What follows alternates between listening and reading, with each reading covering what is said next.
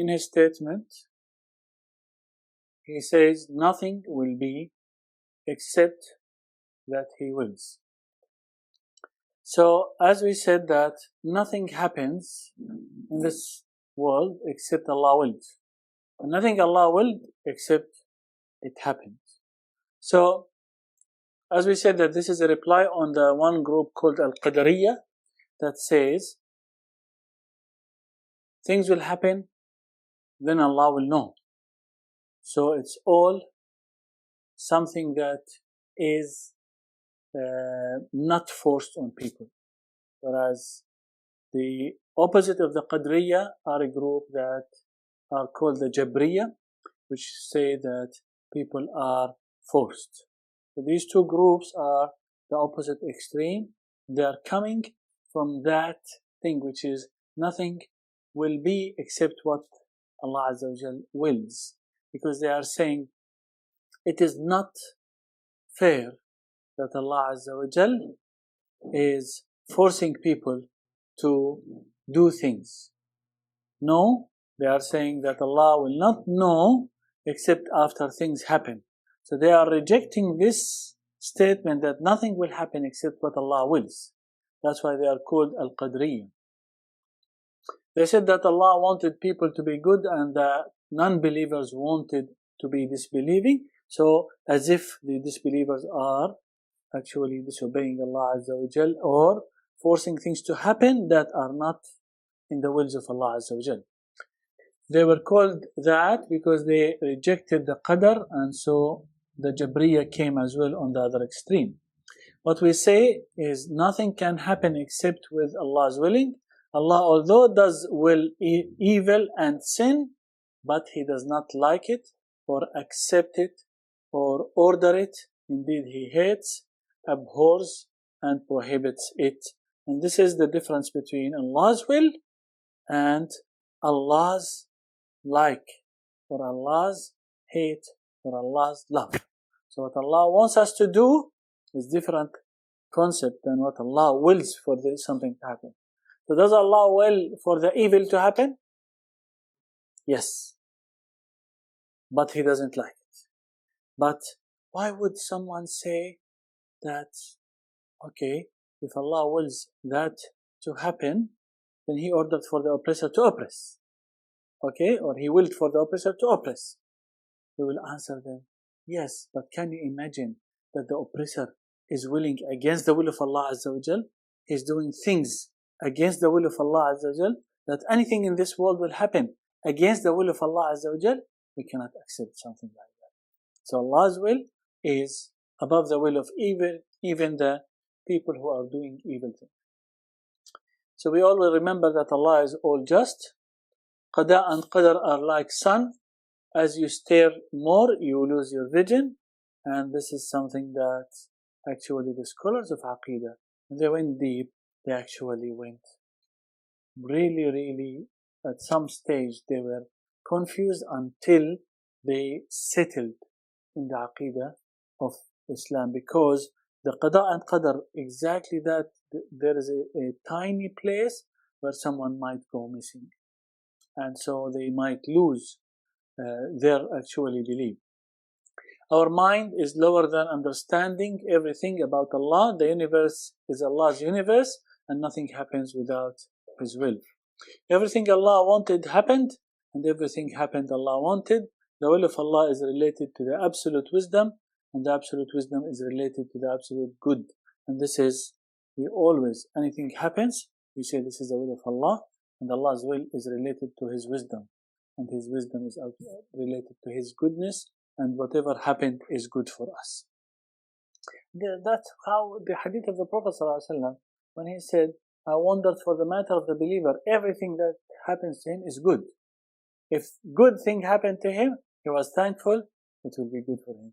If bad happened to him, he will be patient, and that will be good for him. So he will get reward on both sides. What Allah wills happen, and what He does not will does not happen.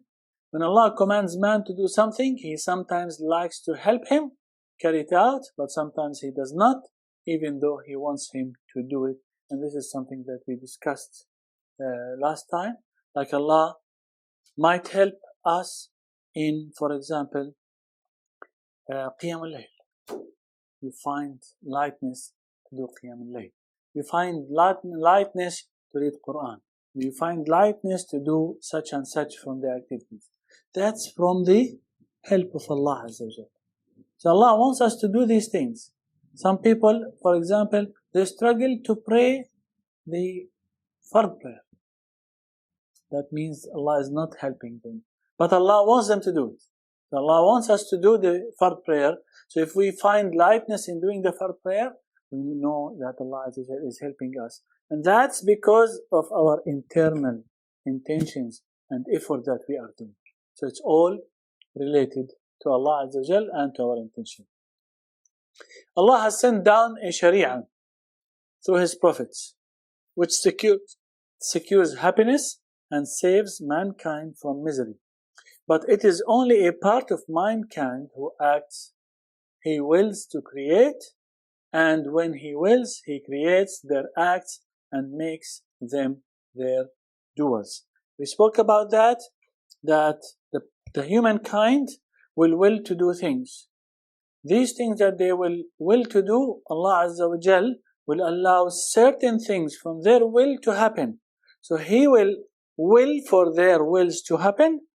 He will create their actions and they will be called its doers. Does that mean that Allah Azza wa Jal is the one who decided for this to happen? The answer, yes. Does that mean that Allah Azza wa Jal wanted this to happen? No, the person wanted this to happen. So I want to go to Umrah. Okay, that's my will. And I wanted to do that. Now, I go to Umrah or I don't go to Umrah, that relates to the will of Allah Azza wa Jal. If Allah Azza wa Jal wills for me to go to Umrah, then I will go to Umrah. So meaning that my will is linked to the will of Allah Azza wa Jal. If Allah does not will for me to do anything, I will not.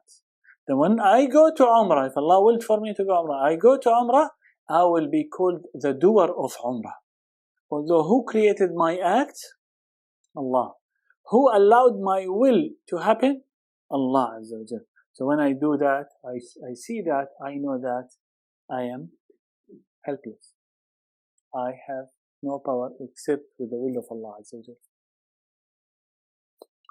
The will of Allah Azza wa Jal accommodates the will of the servants, as we said that my will not happen except if the will of Allah Azza wa Jal allowed my will to happen. You have the choice to choose whatever you want, and that is something that is in your capacity, in your choice. Nobody forces you or forces me to do anything. A person wanted to steal, Allah wanted for him to achieve his choice. So the will of the human was to steal, and because man has the choice, Allah's will enabled him to steal, and the unjust is a whip that Allah avenge from him, then take revenge on him. So Allah created the will or the action of the person who wanted to steal. So his will was to steal. Allah fulfilled his will and created his actions by Allah's will. So Allah Azza wa Jalla is going to take revenge from that person afterwards. So when a man steals or kills, he did not do except what Allah wanted or will. For a great wisdom, Allah made this happen. His will happen because He has a choice and not force. And this is a question that lots of people ask. Don't Allah, for example, see the oppression happening around the world? Why is Allah Azza wa Jal allowing that to happen? Doesn't Allah see Azza wa Jal the killing, the poverty, this and that? Why does Allah allow that to happen? For example, at the beginning, did Allah allow this to happen? Yes, allowed it to happen. So this is the will of Allah Azza wa Jal to happen. So why did Allah Azza wa Jal will for that to happen?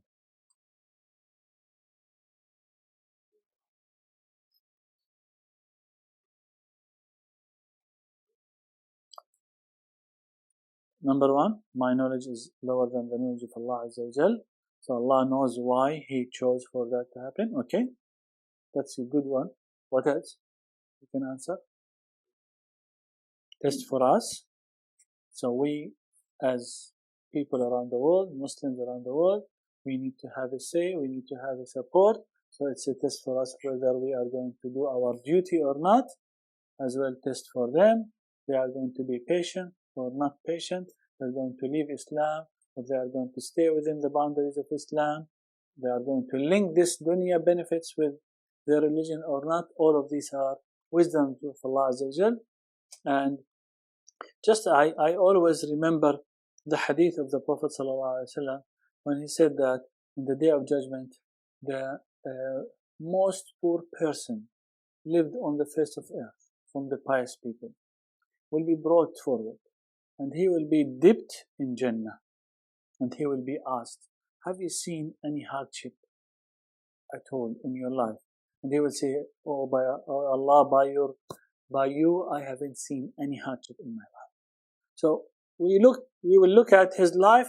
His life was terrible. His life was misery. His life was hardship and test and all of this. He'll be dipped one dip in heaven. He'll forget it. Whereas the one who was living all of this wealth and all of this richness, he will be dipped one dip in hell, and he will be asked, have you seen any goodness in your life? He will say, by you, my Lord, I haven't seen any goodness. So that's the justice of Allah. So when Allah wills for some hardship to happen, it doesn't really have any weight when it comes to the hereafter. It's all very light things that people are seeing in their life. And you do not will except that Allah wills. Indeed, Allah is ever knowing and wise. You are not to will and that achieve what you want for the fact that God's will or Allah's will for you to achieve what you want. You remain with choice, but your reaction is arranged by Allah Almighty. You are remaining with a choice. We are remaining with a choice. But our actions are controlled by the creation of Allah. Because if Allah does not allow and then create our actions, we are not going to do anything. So, who should we thank for the goodness that we do? Allah. Simple. All because of the support of Allah. So he who wills may take to his Lord away. You have a will, but this will lack doing. And God Almighty effectively does what He wants, but you and I, we will, but not do. For example, I hope I have $1,000 million, which is $1 billion. But I cannot. However, what Allah wants happen, and the will that happens from the man's will is what Allah wills. So implementation of any will is in need to the will of Allah. I think that makes it clear. The difference between our will and the will of Allah Azza wa Jal, that any will of any human being on the face of earth cannot be done except if Allah wills and allow it to happen. And even if you had sent down to them the angels with a message, and the dead spoke to them of it, and we gathered together every created thing in front of them, they would not believe unless Allah should will. But most of them of that are ignorant. So even they believe, they will not believe except if Allah wills. So, does that mean that Allah Azza wa Jal is forcing the belief? No. How can we understand this very tiny, very, very small one? This is a verse of the Quran.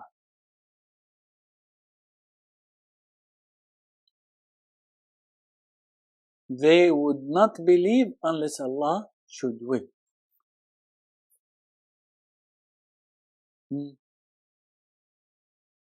What is the part of the human being that is out of choice? Free will. So can the person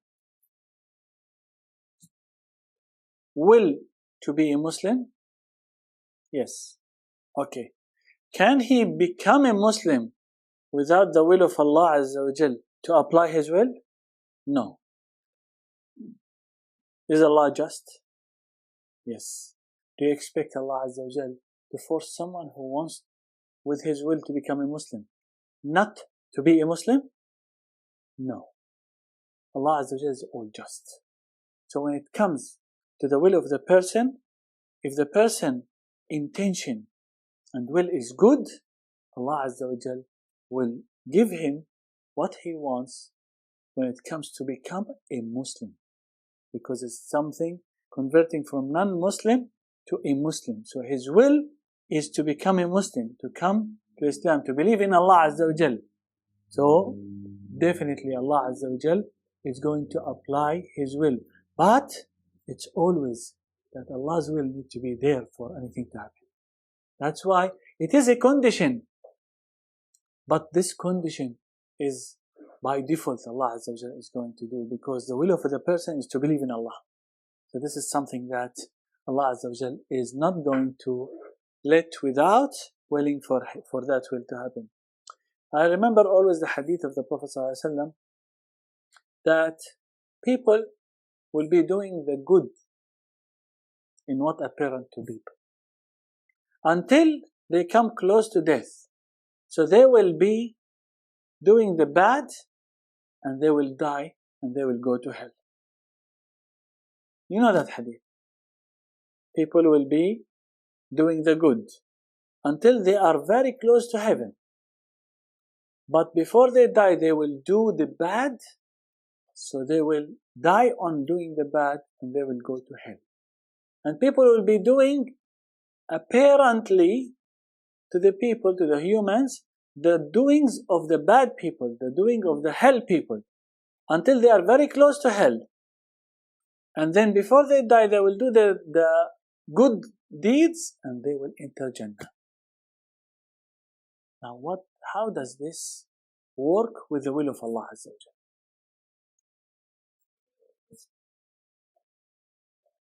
The intention of the human being that we cannot see, but Allah sees.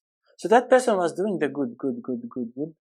It's apparent to the human beings that he is doing good. But there is an intention behind it. That intention is hidden from all of us, even the angels. Only Allah Azza wa Jalla knows. But Allah, with His knowledge, that person with the bad intention cannot enter heaven, because his intention is bad. So he chose to have that bad intention. So Allah Azza wa Jal, before the death, He will make that clear that his bad will come up and he will die on that bad because of the justice of Allah Azza wa Jal. God is drawing His way to faith. And in a simple way, if you read the medicine science for 5 years, you will not get a certificate of medicine. If stayed in the hospital 5 years also, you would not expect to be a doctor unless you obtained a certificate. So, the person cannot be, for example, a doctor in medicine unless he go to the university, study medicine, do all the requirements. He willed for it, he achieved it. So the will of Allah Azza wa Jal will not come to someone who, for example, was in the hospital for 5 years, which is the duration maybe to study medicine. But he did not go to the university to study medicine. He went to the hospital. But his will was not in the right direction. So is he going to become a doctor at the end of the day, that person? No. So he needs to have the right, which is the intention in the right way, and the right direction to go, so that will, Allah Azza wa Jalla will apply for him, and he will get actually the will that he wants. But if someone taking the wrong direction, then his will is not going to be applied. Like someone who wants to, for example, there is a competition, he wants to win that competition, but he does not want to participate in that competition. Doesn't work. Okay? But your Lord had willed, they would not have done it. So if Allah Azza wa Jal did not will, they will not do it. You are a pharmacist and asked for an employee at a high level of knowledge. And you wanted to test him. You brought a quantity of the drug and said to him, put here vitamins, grains here, and here the toxins, and then you said to him, distribute them. If he put vitamins with toxins, and you prevented him from completion, you are not testing him. But you want him to do a mistake because he is in exam. Allah did not order disbelieving, but if someone disbelieved, Allah willed, but is not satisfied. And the meaning, He wanted, He allowed. Did you understand this example? You are hiring someone in your pharmacy. You said to him, here are the drugs, put them in the right place. Here is the cabin for the toxins. Here is the antibiotics. Here is the creams. Here is whatever. Here are drugs, please distribute them. You are testing. That person put the drugs in the place of the creams. Are you going to stop him and say, don't put it? No. Why? You are testing him. Same example applied on human beings. Allah Azza wa Jal is testing us. So, is He going to force us to do the right? No. So Allah Azza wa Jal is going to allow that. He did not want, the pharmacist did not want the person to make the mistake. But the pharmacist allowed the person to make the mistake. Does that make sense? So however Allah wants to guide, He expands His breast to contain Islam. And whoever He wants to misguide, He makes His breast tight and constricted as though he was climbing into the sky. God, Allah Azza wa Jal, helps the believer if he chooses the right path and opens his heart. If man prays and mends his way, he will be pleased and relaxed. Then Allah Azza wa Jal create the pleasure and comfort to encourage him. But if he left praying and breached of integrity, he finds a depress, as hearts are in the hands of Allah Azza wa Jal. Relaxes it to encourage you and depresses it deterrence for you, not meaning that the human is forced. What does that mean? Allah Azza wa Jal said here in this verse, so whoever Allah wants to guide, He expands his breast to Islam. He will be very enthusiastic, very easily practicing Islam. We find lots of people easily practicing Islam. Ourselves sometimes. We find ourselves easily doing the good deeds. Sometimes we find ourselves pushing ourselves to do the good deeds. Correct? What's going on? This is the verse. So, what's happening? What's happening is, Allah Azza wa Jal helps the believer. If I choose to do the right thing, then Allah Azza wa Jal is going to help me. So I will find things easy to do. And then when I do the good deeds, Allah will open my chest. I will feel that pleasure, that sweetness of Iman. But if I did not do the required good deeds from myself, then what happens to me? My chest is going to close. Allah will make my chest close. Why did Allah Azza wa Jal make my chest close? Because Allah Azza wa Jal wants me to come back to Him. So He is causing that chest closeness for me that nowadays has lots of resentment, such as depression, such as mental problems, such as stress, anxiety, all of these are from whom? If he wants to misguide, he makes his breast tight. Wow, what a beautiful expression. He makes his breast tight. He feels that everything is locked. Everything is closed. So, what's going on? This is the choice of the person. He chose the wrong. Allah Azza wa Jal will for his breast to be tight. He will give him the wrong that he wanted.